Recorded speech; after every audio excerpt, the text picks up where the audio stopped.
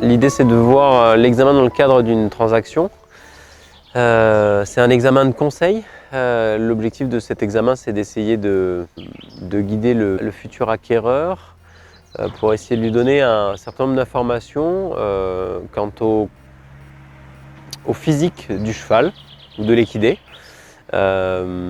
Sachant qu'on va avoir d'abord un premier dépistage qui va être un dépistage clinique.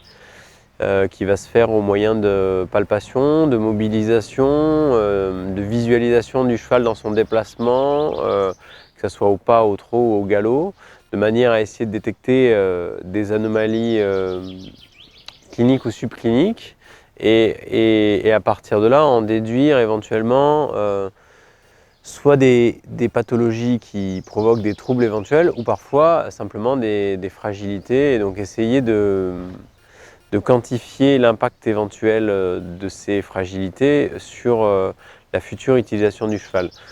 C'est clairement ce qui est le plus compliqué parce qu'on sait très bien qu'on a des chevaux qui vont avoir une tolérance à la douleur ou en tout cas aux troubles de la locomotion très individu dépendant. Donc on va avoir des chevaux parfois avec des anomalies importantes qui vont être très performants et à l'inverse d'autres chevaux avec des anomalies faibles qui vont l'être moins. Donc voilà, l'objectif c'est d'essayer d'avoir une lecture de ça. Cette lecture, on va généralement la compléter avec un examen radiographique une fois qu'on a fait notre examen clinique. Cet examen radiographique va être modulé selon les désirata de la personne qui fait l'acquisition du cheval, enfin qui souhaite faire l'acquisition de l'équidé. Le minimum, généralement, ça va être de faire les pieds. Le gold standard, ça serait de faire les pieds et les jarrets. C'est deux articulations sur lesquelles on sait qu'on a qu'on peut considérer comme étant des régions à risque, on va dire, où on a des lésions juvéniles ou précoces qui sont détectables et qui nous permettent de quantifier un facteur de risque, même si la quantification reste toujours imparfaite. Après, cet examen peut être complété par d'autres examens radiographiques. Ça dépend à la fois du niveau de sécurité que souhaite l'éventuel acquéreur, ou bien parfois ça va être guidé aussi par la valeur du cheval, par le niveau qu'on va lui demander. Enfin, voilà. Chaque bilan, en tout cas, est choisi par l'acquéreur, parfois en discussion avec le vétérinaire, afin d'essayer de choisir le format le plus adapté à la fois à l'acquéreur et au cheval.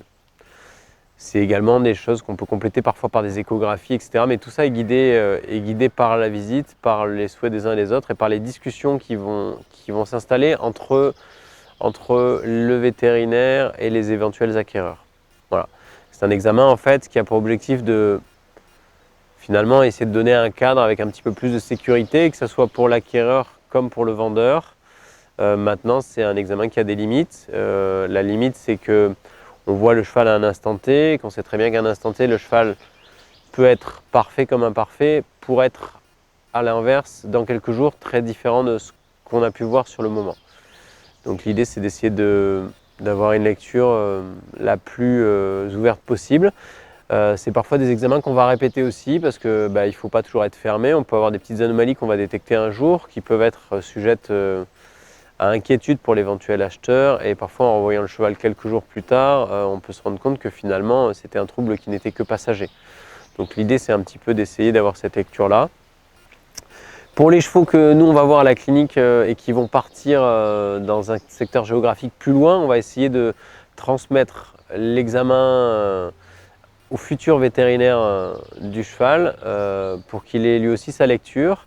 Parce qu'après, évidemment, comme toute lecture, que ce soit d'examen clinique ou d'examen d'imagerie médicale, il y a un facteur humain qui rentre en jeu.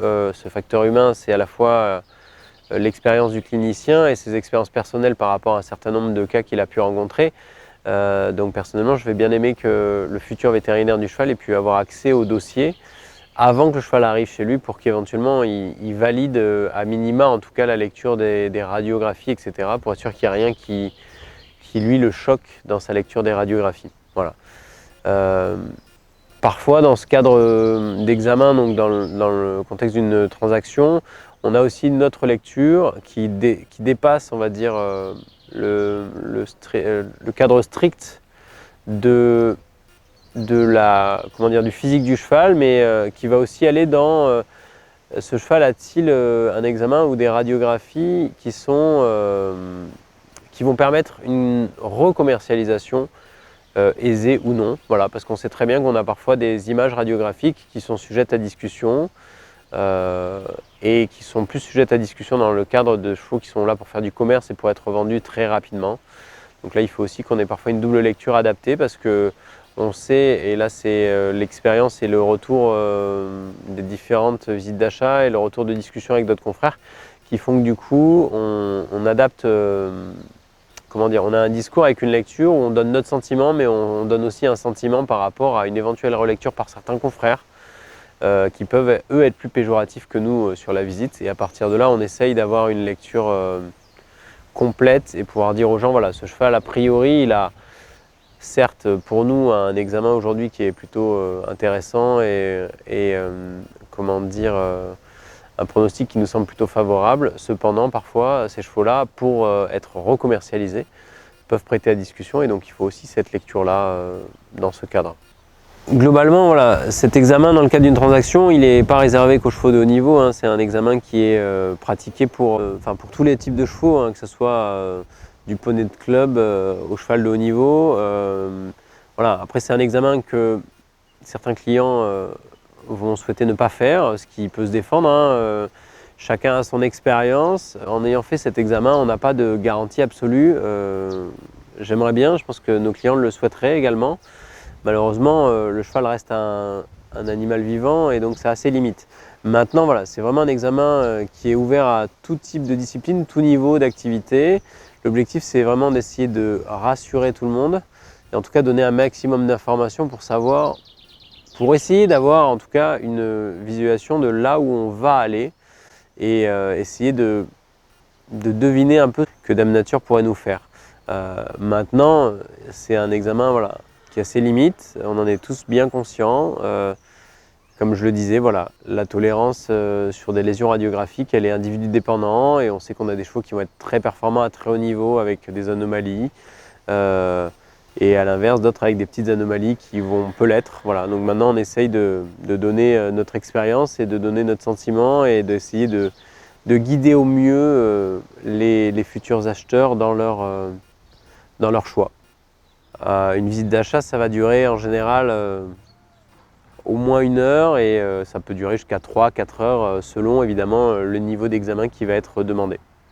Et ça va amener à un budget qui va être également variable selon ce qui a été choisi. Mais globalement, ça c'est des choses qui peuvent être discutées en amont de manière à avoir des devis relativement précis de ce qu'on peut faire et de ce qui peut être proposé.